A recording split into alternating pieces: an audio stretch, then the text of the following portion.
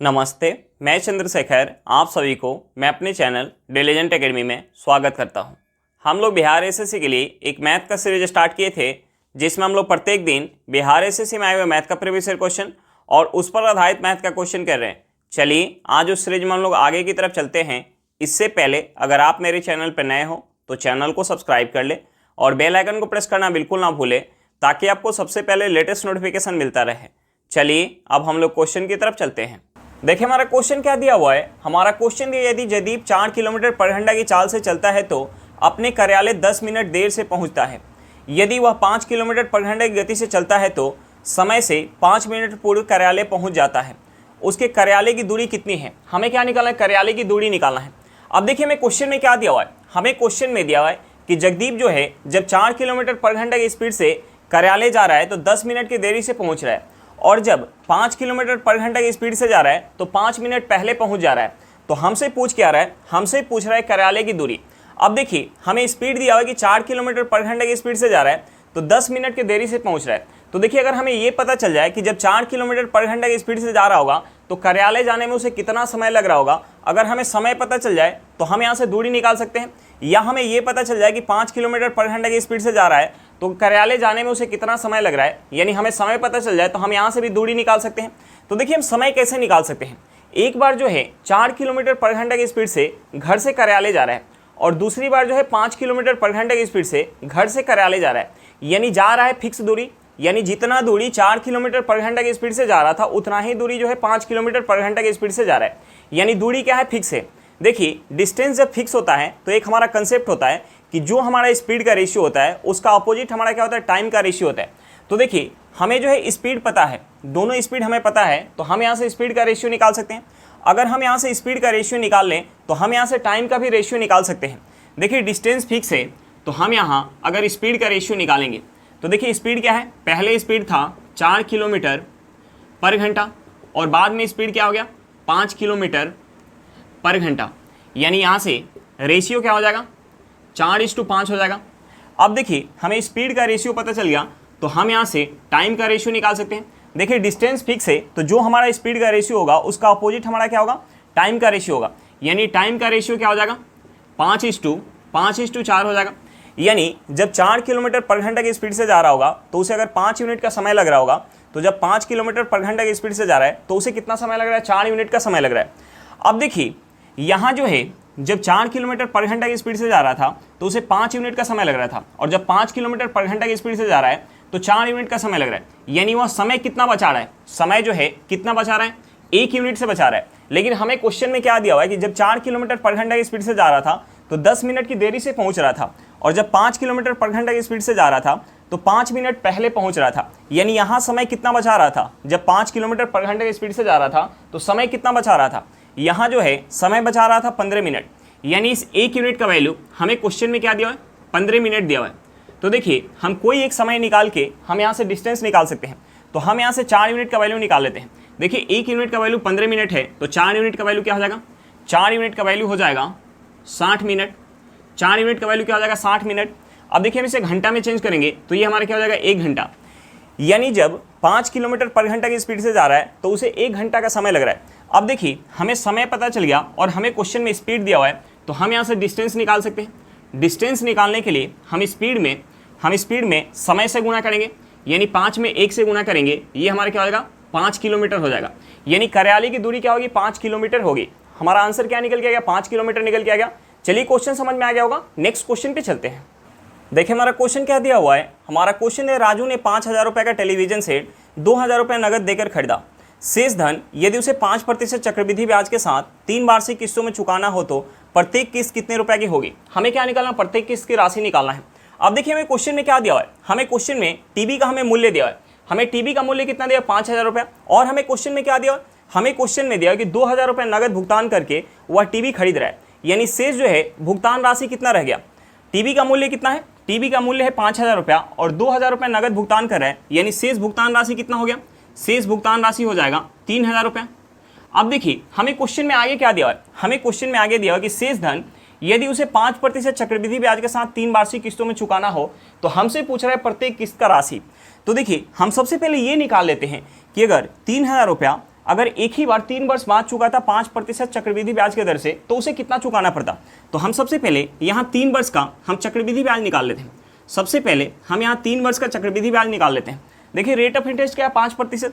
तो देखिए 5% की दर से अगर हम 3000 का चक्रवृद्धि ब्याज निकालेंगे तो पहले वर्ष हमें प्रिंसिपल का 5% ब्याज मिलेगा। तो 3000 का अगर हम 5% निकालेंगे, ये क्या हो जाएगा? 150। दूसरे वर्ष भी हमें प्रिंसिपल का 150 रुपये मिलेगा, तीसरे वर्ष भी हमें प्रिंसिपल का 150 रुपये मिलेगा। लेकिन यहाँ जो ब्याज काउंट हो रहा है, चक्रवृद्धि ब्याज के दर से ब्याज काउंट हो रहा है। तो पहले वर्ष हमें केवल प्रिंसिपल पे ब्याज मिलेगा, दूसरे वर्ष हमें प्रिंसिपल पे तो मिलेगा ही, प्लस का हमें क्या मिलेगा? जो पहले वर्ष ब्याज मिला है उस ब्याज के ऊपर भी ब्याज मिलेगा। यानी दूसरे वर्ष हमें प्रिंसिपल पे 150 रुपये मिलेगा, प्लस का हमें क्या मिलेगा? जो पहले वर्ष 150 रुपये ब्याज मिला है उसका भी हमें 5% ब्याज मिलेगा। तो देखिए 150 का अगर हम 5% निकालेंगे तो ये हमारा क्या हो जाएगा? 7.5 रुपये हो जाएगा। अब देखिए हम यहाँ टेबल पढ़ेंगे, यानी हम इसमें अगर 2 से गुना करेंगे तो ये हमारा कितना हो जाएगा? 15 रुपया। अब देखिए ये हमारा 15 कैसे आएगा? देखिए तीसरे वर्ष हमें प्रिंसिपल पे तो 150 रुपये मिलेगा ही, प्लस का हमें क्या मिलेगा? जो 2 वर्ष तक ब्याज मिला है उस ब्याज के ऊपर भी ब्याज मिलेगा। तो देखिए 150 और 150 को ऐड करेंगे, ये हमारा क्या हो जाएगा? 300। 300 का अगर हम 5% निकालेंगे तो ये हमारा क्या निकल के जाएगा? 15। अभी हमारा बच क्या गया? 7.5, यानी 7.5 का भी 5% मिलेगा। तो देखिए 7.5 का अगर हम 5% निकालेंगे तो ये हमारा क्या हो जाएगा? 0.0375 हो जाएगा। अब देखिए हम यहाँ से इसे ऐड कर लेंगे तो हमारा CI निकल के आ जाएगा। हम इसे ऐड कर लेंगे तो हमारा CI निकल के आ जाएगा। अब देखिए हम इसे ऐड करेंगे तो ये हमारा क्या हो जाएगा? 450 और 15 क्या हो जाएगा? 465 और 7 क्या हो जाएगा? 472।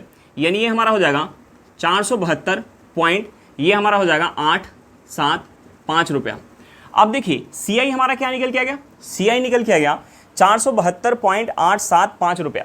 यानी अगर 3000 रुपया एक ही बार 3 वर्ष बाद चुका था तो उसे कितना चुकाना पड़ता? ब्याज के रूप में 472.875 रुपये चुकाना पड़ता, और प्लस का जो उसका जो है शेष अमाउंट बच गया था उसे चुकाना पड़ता। यानी 3000 प्लस का 472.875 रुपया हम इसे ऐड करेंगे तो ये हमारा क्या हो जाएगा? ये हो जाएगा 3472.875 रुपया। अब देखिए वह जो है शेष राशि को कैसे चुका रहा है? 3 वार्षिक किस्तों में चुका रहा है। तो देखिए हमने मान लिया कि 3 जो वार्षिक किस्त में चुका रहा है, प्रत्येक जो किस्त है वो 100 रुपये का है। हमने मान लिया कि प्रत्येक जो किस्त है वो 100 रुपये का है। अब देखिए किस्त में जब चुका रहा है तो प्रत्येक किस्त 100 रुपये का है। अब देखिए किस्त में ना चुका के अगर एक ही बार 3 वर्ष बाद चुका था, तो देखिए ये जो है दूसरे वर्ष के अंत में दे रहा है, और ये जो है पहले वर्ष के अंत में दे रहा है, और ये जो है तीसरे वर्ष के अंत में दे रहा है। ये जो दूसरे वर्ष के अंत में दे रहा है, अगर इसे भी तीसरे वर्ष के अंत में देता, तो यहाँ जो है 1 वर्ष का ब्याज लग जाता, और रेट ऑफ इंटरेस्ट क्या? 5%, यानी उसे कितना देना पड़ता? 105 यूनिट देना पड़ता। अब देखिए ये जो है पहले वर्ष के अंत में चुका रहा है, इसे भी अगर तीसरे वर्ष के अंत में चुकाना पड़ता तो इस पे जो है 2 वर्ष का ब्याज लग जाता, और रेट ऑफ इंटरेस्ट क्या है? 5%। तो देखिए 100 यूनिट का अगर हम 5% के दर से अगर हम 2 वर्ष का CI काउंट करेंगे तो यहाँ हमारा कितना हो जाएगा? 10.25 यूनिट हो जाएगा। यानी ये हमारा कितना हो जाएगा? 110.25 यूनिट। अब देखिए हम यहाँ से इसे ऐड करेंगे, ये हमारा क्या हो जाएगा? ये हमारा हो जाएगा 315.25 यूनिट। यानी एक ही बार वह किस्त में 100 रुपये चुका रहा था, अगर एक ही बार 3 वर्ष बाद चुका था तो उसे कितना चुकाना पड़ता? 315.25 यूनिट चुकाना पड़ता। लेकिन देखिए हमारा यहाँ से क्या निकल गया है कि एक ही बार अगर 3 वर्ष बाद चुका रहा है तो उसे कितना चुकाना पड़ा है? 3472.875 रुपये चुकाना पड़ा है। यानी इसका वैल्यू हमारा क्या निकल गया है? 3472.875 रुपया। 3472.875 रुपया किसका वैल्यू निकल गया है? ये हमारा निकल गया है 315.25 यूनिट का। और हमसे पूछ क्या रहा है? हमसे जो है प्रत्येक किस्त का जो है राशि पूछ रहा है। तो देखिए प्रत्येक किस्त का राशि क्या है? 100 यूनिट। तो देखिए अगर हमें 315.25 यूनिट का वैल्यू पता है तो हम यहाँ से 100 यूनिट का वैल्यू निकाल सकते हैं। यानी हम इसमें भाग देंगे तो हमारा 1 यूनिट का वैल्यू निकल के आ जाएगा, और हम इसमें 100 से गुना कर लेंगे तो यहाँ से हमारा 100 यूनिट का वैल्यू निकल के आ जाएगा। अब देखिए हम यहाँ से इसे सॉल्व करेंगे तो ये हमारा हो जाएगा 1101.63 रुपया। यानी प्रत्येक किस्त का राशि क्या निकल के आ गया? प्रत्येक किस्त का राशि निकल के आ गया 1101.63 रुपया निकल के आ गया। चलिए क्वेश्चन समझ में आ गया होगा। नेक्स्ट क्वेश्चन पे चलते हैं। देखिए हमारा क्वेश्चन क्या दिया हुआ है। हमारा क्वेश्चन है एक गांव की कुल जनसंख्या का 40% पुरुष और 30% महिलाएं हैं। शेष बच्चे हैं। यदि 60% पुरुष विवाहित हो तो कितनी प्रतिशत महिलाएं विवाहित हैं? तो देखिए, हमने मान लिया कि गांव की जो जनसंख्या है वो 100 है। हमने मान लिया कि गांव की जो जनसंख्या है वो 100 है। तो हमें क्वेश्चन में क्या दिया कि 40% पुरुष है। तो देखिए 100 का अगर हम 40% निकालेंगे तो ये क्या हो जाएगा, 40 हो जाएगा। अब देखिए हमें क्वेश्चन में और क्या दिया है, हमें क्वेश्चन में दिया कि 30% जो है वो महिला है, 30% महिला है। तो 100 का अगर हम 30% निकालेंगे तो ये हमारा क्या हो जाएगा, 30 हो जाएगा। अब देखिए 100 में से 40 जो है पुरुष है और 100 में से 30 क्या है, महिला है। यानी पुरुष और महिला मिला के ये टोटल कितना हो गए, 70 हो गए। यानी शेष जो है वो बच्चे हैं। हमें क्वेश्चन में क्या दिया, शेष जो है बच्चे हैं। तो शेष यहाँ कितना बच गया, टोटल जो है 100 में से 40 पुरुष है और 30 जो है महिला है। यानी शेष कितना बच गया, शेष बच गया 30। शेष कितना बच गया, 30। यानी 100 में से 30 क्या है, बच्चे हैं। अब देखिए मैं क्वेश्चन में आगे क्या दिया है, हमें क्वेश्चन में आगे दिया कि यदि 60% पुरुष जो है वो विवाहित है। तो देखिए अगर हम इसका 60% निकालेंगे, देखिए 40 का अगर हम 60% निकालेंगे तो ये हमारा क्या निकल के आ जाएगा, 24। 40 का अगर हम 60% निकालेंगे तो ये हमारा क्या निकल के आ जाएगा, 24। अब देखिए हमसे पूछ क्या रहा है, हमसे पूछ रहा है कि कितनी प्रतिशत महिलाएं जो है विवाहित है। तो देखिए हमें क्वेश्चन में कहीं भी नहीं लिखा हुआ है कि एक पुरुष का एक से ज़्यादा शादी हुआ है। यानी हम ये मान के चलेंगे कि जितने पुरुष विवाहित होंगे उतना ही महिला विवाहित होंगी। यानी 24 पुरुष जो है विवाहित है तो यहाँ 24 महिला जो है विवाहित होगी, 24 महिला जो है विवाहित होगी। अब देखिए हमसे पूछ रहा है कि कितनी प्रतिशत महिला जो विवाहित है। यानी 30 में से 24 जो है, 30 में से 24 महिला विवाहित है, गुने अगर हम 100 करेंगे तो यहाँ से हमारा प्रतिशत निकल के आ जाएगा। अब देखिए हम यहाँ से एक जीरो काट सकते हैं। 3 से 24 कितने बार में जाएगा, 8 बार में। 8 में अगर हम 10 से गुना करेंगे ये हमारा क्या हो जाएगा, 80%। यानी महिला का विवाहित प्रतिशत क्या निकल के गया, 80%। चलिए क्वेश्चन समझ में आ गया होगा, नेक्स्ट क्वेश्चन पे चलते हैं। देखिए हमारा क्वेश्चन क्या दिया हुआ है, हमारा क्वेश्चन है एक विद्यालय में लड़कों और लड़कियों की संख्या का अनुपात 2:3 है। यदि लड़कों की संख्या 20% बढ़ा दी जाए और लड़कियों की संख्या 10% बढ़ा दी जाए तो लड़कों और लड़कियों के बीच नया अनुपात क्या होगा। हमें क्या निकालना है, नया अनुपात निकालना है। अब देखिए हमें क्वेश्चन में लड़का और लड़की के हमें संख्या का रेशियो क्या दिया हुआ है, हमें संख्या का रेशियो दिया हुआ है 2:3। तो देखिए हम इस रेशियो में 10 से गुना कर लेते हैं। हम इस रेशियो में अगर 10 से गुना करेंगे तो ये हमारा क्या हो जाएगा, 20:30 हो जाएगा। अब देखिए हमने मान लिया कि विद्यालय में लड़कों की संख्या 20 है तो लड़कियों की संख्या कितना है, 30 है। अब देखिए हमें क्वेश्चन में दिया हुआ है कि लड़कों की संख्या 20% बढ़ा दी जाए, लड़कों की संख्या 20% बढ़ा दी जाए और लड़कियों की संख्या 10% बढ़ा दी जाए। तो देखिए इस 20 का अगर हम 20% निकालेंगे तो ये हमारा कितना हो जाएगा, 4 हो जाएगा। यानी लड़कों की संख्या अगर 20 है और हम इसमें 4 से वृद्धि कर देंगे तो अब जो है लड़कों की संख्या कितना हो जाएगा, 24 हो जाएगा। अब देखिए लड़कियों की संख्या 30 है, अगर हम इसमें 10% से वृद्धि कर देंगे तो 30 का 10% कितना हो जाएगा, 3 हो जाएगा। तो देखिए हम इसमें 3 से अगर वृद्धि कर देंगे तो अब कितना हो जाएगा, ये हो जाएगा 33। अब देखिए हमसे पूछ क्या रहा है, हमसे पूछ रहा है नया रेशियो। तो देखिए वृद्धि के बाद लड़का और लड़की का रेशियो क्या हो जाएगा। वृद्धि के बाद लड़का का संख्या कितना है, 24 है, तो लड़की की संख्या कितना है, 33 है। लड़की का संख्या कितना है, 33 है। अब देखिए हम इसे 3 से काट सकते हैं, हम इसे 3 से काटेंगे तो ये 3 से जाएगा 8 बार में, ये 3 से जाएगा 11 बार में। यानी यहाँ से हमारा नया रेशियो क्या निकल के आ गया, नया रेशियो निकल के आ गया 8:11। हमारा आंसर क्या निकल के आ गया, 8:11 निकल के आ गया। चलिए क्वेश्चन समझ में आ गया होगा, नेक्स्ट क्वेश्चन पे चलते हैं। देखिए हमारा क्वेश्चन क्या दिया हुआ है, हमारा क्वेश्चन है संजय ने 18,000 रुपये लगाकर व्यापार आरंभ किया। 4 माह बाद दीपक 24,000 रुपये लगाकर व्यापार में भागीदार बना। यदि वर्ष के अंत में 17,850 रुपये का लाभ हुआ तो दीपक का हिस्सा कितना होगा। हमें क्या निकालना, लाभ में से दीपक का हिस्सा निकालना है। अब देखिए हमें क्वेश्चन में टोटल लाभ दिया हुआ है और उस लाभ में से दीपक का हमसे हिस्सा पूछ रहा है। तो देखिए अगर हमें लाभ का रेशियो पता चल जाए तो हमें टोटल लाभ दिया हुआ है तो हम वहाँ से उस लाभ में से दीपक का हिस्सा बता पाएंगे। अब देखिए हम लाभ का रेशियो कैसे निकालते हैं, लाभ का रेशियो निकालने के लिए पूंजी का रेशियो निकाल के और समय का रेशियो निकाल के हम गुना करते हैं तो हमारा लाभ का रेशियो निकल के आता है। अब देखिए हमें क्वेश्चन में दोनों का हमें पूंजी दिया है तो हम यहाँ से पूंजी का रेशियो निकाल सकते हैं। अब देखिए हमें समय के बारे में क्या दिया है, हमें क्वेश्चन में दिया कि वर्ष के अंत में 17,850 रुपये का लाभ हो रहा है, यानी एक वर्ष का टोटल टाइम है। अब देखिए व्यापार का आरंभ कौन कर रहा है, संजय कर रहा है, यानी संजय को टोटल कितना समय मिला होगा, 1 वर्ष का। अब देखिए हमें क्वेश्चन में दीपक के बारे में क्या दिया है कि 4 माह बाद जो है दीपक जो है व्यापार में शामिल हो रहा है, यानी दीपक को जो है 4 माह कम समय मिला होगा। यानी संजय को अगर 12 माह का समय मिला होगा तो दीपक को कितना मिला होगा, 8 माह का समय मिला होगा। अब देखिए हमें दोनों का समय पता चल गया और हमें क्वेश्चन में दोनों का पूंजी दिया है तो हम यहाँ से समय का रेशियो निकाल सकते हैं और पूंजी का रेशियो निकाल सकते हैं। समय और पूंजी का रेशियो निकाल के हम गुना करेंगे तो हमारा लाभ का रेशियो निकल के आ जाएगा। तो देखिए हम यहाँ से संजय और दीपक के हम लाभ का रेशियो निकालेंगे। देखिए संजय का पूंजी क्या दिया है, संजय का पूंजी दिया हुआ है 18,000, संजय का पूंजी क्या दिया हुआ है 18,000 और संजय के पास समय कितना है 12 माह का। देखिए दीपक का पूंजी कितना दिया है 24,000, दीपक का पूंजी कितना दिया 24,000 और दीपक के पास समय कितना हो जाएगा 4 माह कम हो जाएगा, यानी 8 माह का समय हो जाएगा। अब देखिए हम यहाँ से 3 जीरो काट सकते हैं। हम इस 12 से 24 को काटेंगे, ये 2 बार में जाएगा। इस 2 से 18 को काटेंगे, 9 बार में जाएगा। यानी यहाँ से हमारा रेशियो क्या निकल के आ जाएगा 9:8 निकल के आ जाएगा। यानी उस लाभ में से संजय को अगर 9 यूनिट मिला होगा तो दीपक को कितना मिला होगा 8 यूनिट। यानी यहाँ से हमारा टोटल लाभ कितना हो जाएगा, यहाँ से हमारा टोटल लाभ हो जाएगा 17 यूनिट। यहाँ से हमारा टोटल लाभ क्या हो जाएगा 17 यूनिट हो जाएगा। यहाँ से टोटल लाभ हो जाएगा 17 यूनिट। लेकिन हमें क्वेश्चन में टोटल लाभ क्या दिया, हमें क्वेश्चन में टोटल लाभ दिया हुआ है 17,850 रुपये। यानी 17 यूनिट का वैल्यू हमें क्वेश्चन में क्या दिया है 17,850 रुपये दिया हुआ है। तो हम यहाँ से 1 यूनिट का वैल्यू निकाल सकते हैं। देखिए हम इसे 17 से काटेंगे, ये 17 से 1 बार में जाएगा 0, 17 से 5 बार में जाएगा 0 हमारा आ जाएगा। यानी 1 यूनिट का वैल्यू क्या निकल के आ गया 1,050 रुपया।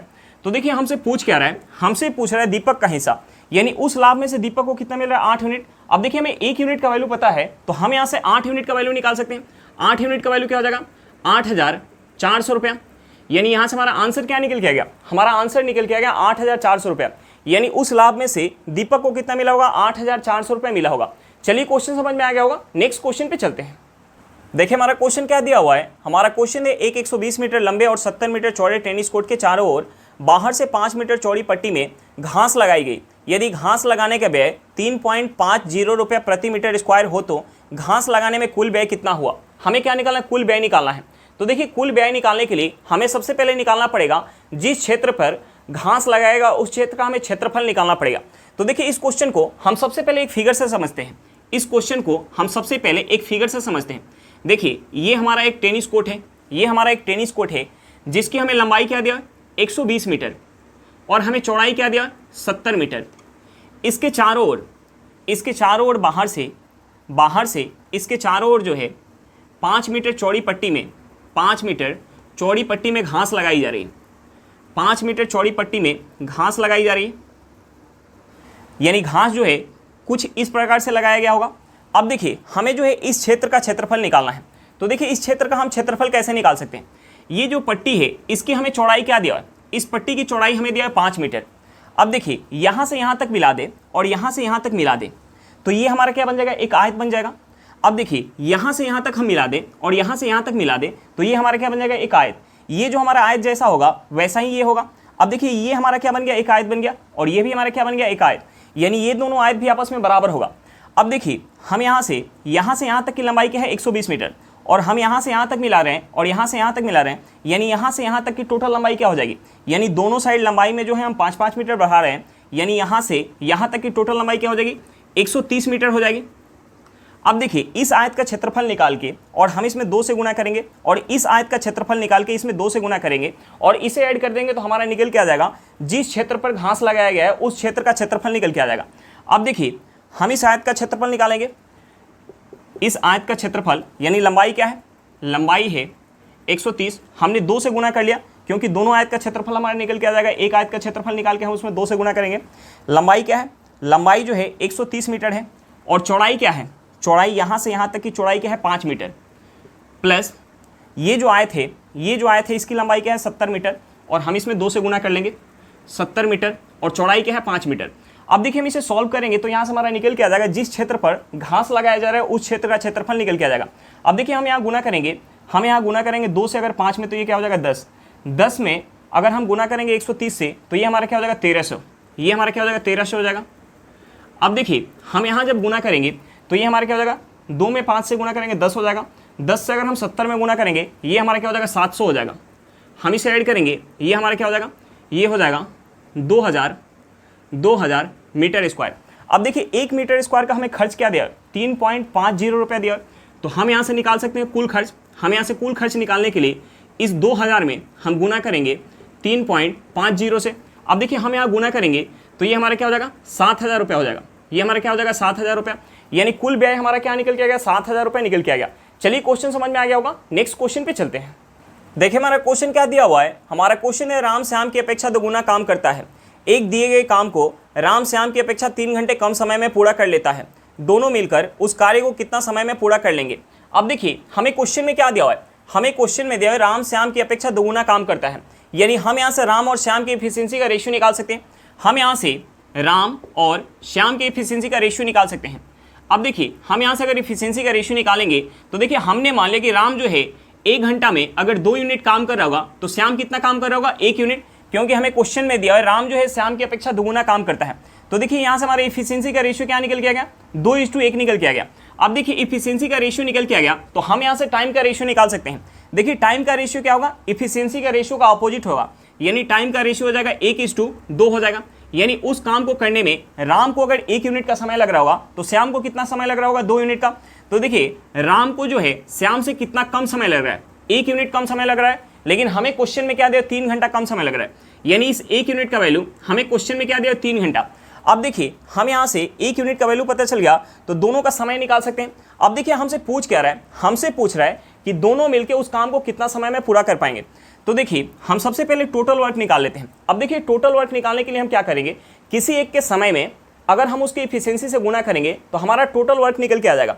तो देखिए राम जो है उस काम को करने में 1 यूनिट का समय ले रहा है और 1 यूनिट का वैल्यू हमारा क्वेश्चन में क्या दिया, 3 घंटा, यानी राम जो है उस काम को 3 घंटा में पूरा कर रहा होगा। तो देखिए राम के समय में अगर राम की एफिशिएंसी से गुणा करेंगे तो हमारा टोटल वर्क निकल के आ जाएगा। टोटल वर्क क्या निकल के आएगा, 6 यूनिट। अब देखिए इस 6 यूनिट काम को हमें किससे कराना है, राम और श्याम से मिल के कराना है। अब देखिए राम जो है 1 घंटा में अगर 2 यूनिट काम कर रहा होगा तो श्याम जो है 1 घंटा में कितना काम कर रहा होगा, 1 यूनिट, यानी दोनों मिलके 1 घंटा में 3 यूनिट काम करेंगे तो 6 यूनिट काम करने में कितना समय लग जाएगा, 2 घंटा का समय लग जाएगा। हमारा आंसर क्या निकल के आएगा, 2 घंटा। चलिए क्वेश्चन समझ में आ गया होगा, नेक्स्ट क्वेश्चन पे चलते हैं। देखिए हमारा क्वेश्चन क्या दिया हुआ है। हमारा क्वेश्चन है एक कक्षा में 50 लड़कों में से 30 लड़कों की औसत ऊंचाई 160 सेंटीमीटर है और शेष की औसत ऊंचाई 165 सेंटीमीटर है। कक्षा की सभी लड़कों की औसत ऊंचाई कितनी है। हमें क्या निकालना, सभी लड़कों की औसत ऊंचाई निकालना है। अब देखिए हमें क्वेश्चन में क्या दिया हुआ है, हमें क्वेश्चन में दिया है 50 में से 30 लड़कों की औसत ऊंचाई हमें क्या दिया है, 160 सेंटीमीटर। 50 में से 30 लड़कों की औसत ऊंचाई हमें क्वेश्चन में क्या दिया है, 160 सेंटीमीटर, और शेष का यानी शेष कितने बच गए, 20, यानी 20 का औसत ऊंचाई हमें क्वेश्चन में क्या दिया है, 165 सेंटीमीटर दिया हुआ है। तो देखिए हमने मान लिया कि सभी लड़कों की औसत ऊंचाई 160 सेंटीमीटर है। हमने मान लिया कि सभी लड़कों की औसत ऊंचाई 160 सेंटीमीटर है। तो देखिए ये जो है 160 से कितना ज़्यादा है, ये 160 से 5 ज़्यादा है, और यहाँ जो है लड़कों की संख्या कितना है, 20 है। तो देखिए हम 5 में अगर 20 से गुना करेंगे तो ये हमारा क्या हो जाएगा, प्लस का 100 हो जाएगा। अब देखिए ये प्लस का 100 जो है अगर हम सभी लड़कों में अगर बराबर बराबर बांट के अगर 160 में ऐड कर देंगे तो हमारा क्या निकल के आ जाएगा, सभी लड़कों का औसत ऊंचाई निकल के आ जाएगा। तो देखिए सभी लड़कों का औसत ऊंचाई क्या हो जाएगा, 60 सेंटीमीटर प्लस का 100 बटा 50 सेंटीमीटर। देखिए 50 से 100 कितने बार में जाएगा, 2 बार में। अगर हम 2 को 160 में ऐड करेंगे तो ये हमारा क्या निकल के आ जाएगा, 162 सेंटीमीटर। यानी सभी लड़कों की औसत ऊंचाई क्या निकल के आ गया, 162 सेंटीमीटर निकल के आ गया। चलिए क्वेश्चन समझ में आ गया होगा, नेक्स्ट क्वेश्चन पे चलते हैं। देखिए हमारा क्वेश्चन क्या दिया हुआ है। हमारा क्वेश्चन है समीकरण √x² plus 2x minus 3 plus √x² minus x equal to √5 into x minus 1 में x का मान क्या होगा। हमें क्या निकालना है, x का मान निकालना है। अब देखिए हम यहाँ x के जगह क्या पुट करें ताकि हमारा इक्वेशन जो है संतुष्ट हो जाए। तो देखिए अगर हम यहाँ पुट कर ले, x इक्वल टू, हम यहाँ पुट कर ले x इक्वल टू 1, हम यहाँ पुट कर ले x इक्वल टू 1, तो देखिए यहाँ से हमारा क्या हो जाएगा, यहाँ से हो जाएगा √1 का स्क्वायर क्या हो जाएगा, 1 हो जाएगा, 2 इंटू 1 क्या हो जाएगा हमारा, 2 हो जाएगा, माइनस 3 प्लस 1 का स्क्वायर क्या हो जाएगा, 1 हो जाएगा, minus 1 equal to √5 into 1 minus 1 हो जाएगा। अब देखिए हम इसे ऐड करेंगे तो ये हमारा क्या हो जाएगा, 3 माइनस 3 क्या हो जाएगा, 0 हो जाएगा, ये हो जाएगा √0 प्लस 1 माइनस 1 क्या हो जाएगा, √0 इक्वल टू ये हमारा हो जाएगा √5 इंटू 0 हो जाएगा। यहाँ से हमारा क्या हो जाएगा, 0 इक्वल टू 0। अब देखिए यहाँ से x इक्वल टू 1 पुट करने पर हमारा इक्वेशन जो है वो संतुष्ट हो जा रहा है। यानी यहाँ से हमारा x का वैल्यू क्या निकल के आ गया, 1 निकल के आ गया। x का वैल्यू क्या निकल के आ गया, 1 निकल के आ गया। हमारा आंसर क्या निकल के आ गया, 1 निकल के आ गया। चलिए क्वेश्चन समझ में आ गया होगा, नेक्स्ट क्वेश्चन पे चलते हैं। देखिए हमारा क्वेश्चन क्या दिया हुआ है, हमारा क्वेश्चन है 0.5 क्यूब प्लस 0.6 क्यूब बटा 0.5 स्क्वायर माइनस 0.3 प्लस 0.6 स्क्वायर का मान क्या होगा। अब देखिए ये हमें किस फॉर्म में दिया है, ये जो है A Q plus B Q का फॉर्म में दिया है। तो देखिए A Q plus B Q का फार्मूला क्या होता है, A Q plus B Q का फार्मूला होता है A plus B into A square plus B square minus A into B.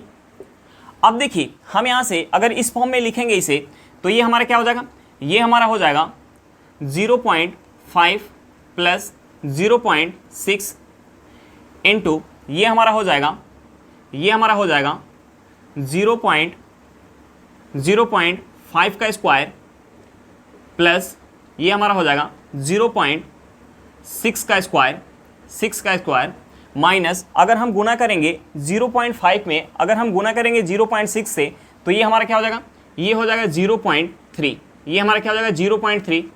और बट्टे में हमें क्या दिया है, बट्टे में हमें क्या दिया हुआ है, बट्टे में दिया 0.5 का स्क्वायर माइनस 0.3 प्लस 0.6 का स्क्वायर।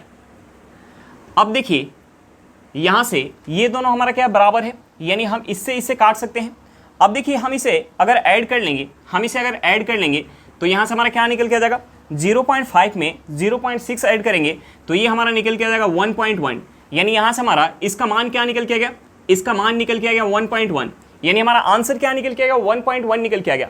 चलिए क्वेश्चन समझ में आ गया होगा।